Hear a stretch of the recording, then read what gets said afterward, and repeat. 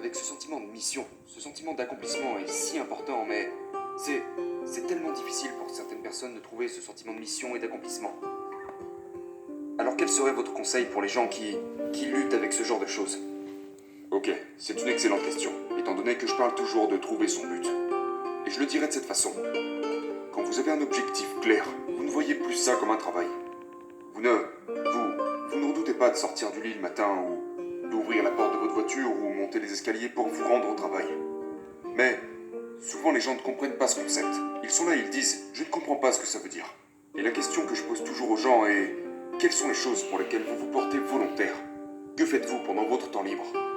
À quand remonte la dernière fois où vous avez fait quelque chose sans voir le temps passer, où vous n'aviez même pas eu l'impression de travailler?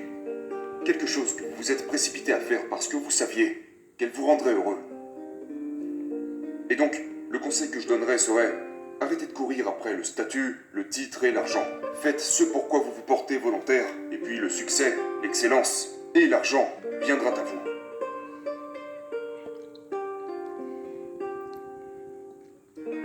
Il ne s'agit pas seulement de poursuivre un but. Vous devez réaliser que ça vous demandera du courage, et vous devez être prêt à vous sacrifier. C'est exactement comme quand vous essayez d'apprendre une nouvelle compétence, une nouvelle technique. Votre qualité de vie, vos biens matériels et votre confort vont forcément diminuer. Donc je vais vous dire, oui, je ne veux pas induire en erreur les gens qui ont l'intention de réaliser de grandes choses. C'est effrayant.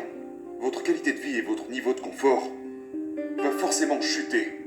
Mais votre qualité de vie en termes de santé, de bien-être, d'épanouissement, de bonheur, ira progressivement bien au-delà de tout ce que vous pourriez imaginer. Et je vais vous dire ceci. Les personnes qui poursuivent l'espoir, l'optimisme et une mission vivent une vie bien plus longue. Ils sont beaucoup moins stressés que n'importe qui d'autre. Donc lorsque vous regardez cette grande maison, cette voiture de luxe ou n'importe quel bien matériel, rappelez-vous que vous n'avez qu'une seule vie à vivre et que vous avez peut-être mieux à faire.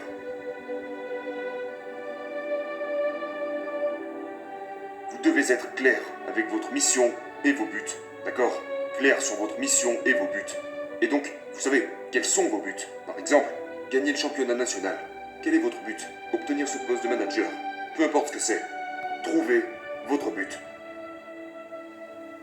Et puis ensuite, il est important de vous demander, ok, si mon but est celui-ci, quelles sont les étapes claires par lesquelles je dois passer pour vraiment atteindre cet objectif? Disons que le but est... Je dis n'importe quoi. Disons que mon but est de perdre 10 kilos. C'est... Je veux me sentir bien dans ma peau. Donc mon but est de perdre 10 kilos. Ok, alors maintenant, qu'est-ce que je dois faire? Eh bien, je ne dois pas manger après 19 heures. Je vais boire 4 verres d'eau de plus par jour. Je vais faire de l'exercice 20 minutes par jour. Peu importe quelles sont ces choses. Trouvez-les. Et tout d'un coup, vous vous retrouvez avec un plan précis de tout ce que vous devez faire. Mais le truc, c'est que parfois, nous traçons ce plan seulement dans notre tête. Vous devez l'écrire. Vous devez savoir où vous êtes, où vous voulez aller, et ce qu'il vous faut faire pour y arriver. Parce que vous ne pouvez pas laisser vos buts s'échapper. Ils doivent constamment être avec vous, en plein milieu de votre miroir, près de votre écran d'ordinateur, sur la porte de votre frigo, sur votre bureau de travail, peu importe. Vos objectifs doivent être constamment dans votre champ de vision. Parce que s'ils ne sont pas dans votre champ de vision, quelque chose d'autre va prendre leur place, d'accord? Donc disons par exemple que mon but est d'obtenir ce travail de manager, et que j'ai identifié ce qu'il faut que je fasse pour y parvenir. Et puis soudain, hé mon gars, viens avec nous, on va au bar ce soir. Et puis je me retourne, je regarde mon ordinateur et je vois sur mon fond d'écran manager avant 25 ans. Non, non. Je dois constamment me rappeler quels sont mes buts et agir en permanence dans leur direction pour les atteindre. Donc c'était la première technique. Écrivez-le et placez-le quelque part où vous pouvez le voir. La deuxième technique est vraiment tout aussi importante. Celle-ci concerne les gens avec qui vous êtes entouré. Entourez-vous de personnes qui vous rendent meilleur. Numéro 3. Quelles sont les distractions? Ne restez pas là à attendre qu'elles vous surprennent.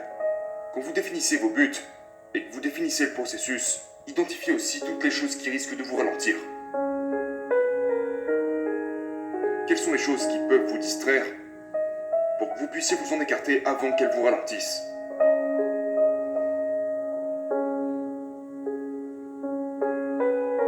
Le pouvoir de ce que nous croyons influence véritablement nos actions.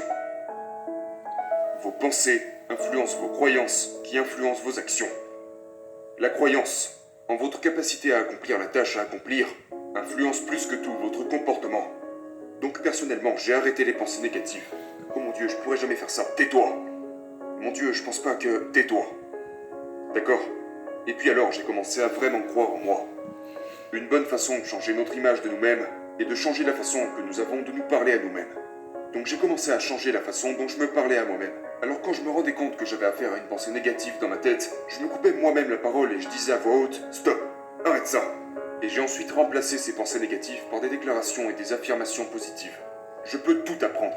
Les autres n'ont rien de plus que moi. Et mon préféré, je suis le capitaine de mon navire et le maître de mon destin.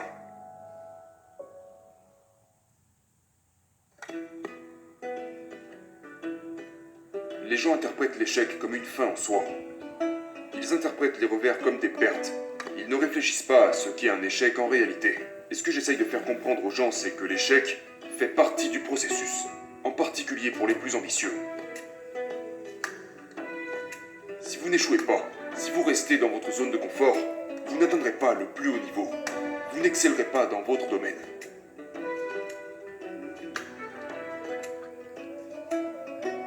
Vous devez être prêt à rater la cible de temps en temps, parce que c'est dans cet inconfort, dans l'échec, que vous allez réfléchir à qu'est-ce que je dois faire de manière différente? Qu'est-ce qu'il faut que je change? Et alors la croissance devient possible. Acquérir une compétence ne peut pas se faire du jour au lendemain. Échouer signifie pas encore. Et donc l'une des choses que vous devez reconnaître est que vos échecs ne veulent pas dire non. Vos échecs veulent dire pas encore. Donc, s'ils veulent dire pas encore, qu'entendez-vous par là? Eh bien, quel est le prochain? Qu'est-ce que je vais essayer de faire différemment? Qu'est-ce que j'ai besoin de réajuster? Si vous obtenez la réponse pas encore, cela veut dire ok, quelque chose doit être modifié. Et donc c'est ce que je veux que vous disiez quand vous échouez à quelque chose. C'est comme ok, pas encore. Et puis maintenant vous réfléchissez. Quelles sont les raisons pour lesquelles ce n'était pas encore le moment? Qu'est-ce que j'aurais pu faire différemment?